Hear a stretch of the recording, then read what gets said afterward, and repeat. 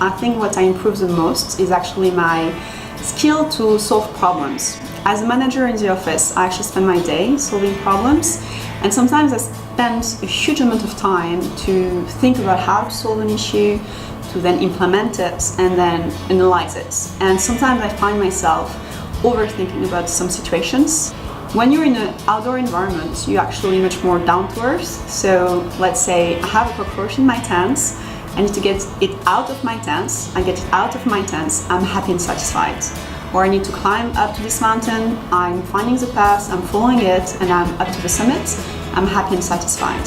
So you just do learn to be much more down to earth and concrete, and to less overthink. And the process is exactly the same. You being outdoor or indoor is actually exactly the same process of solving an issue.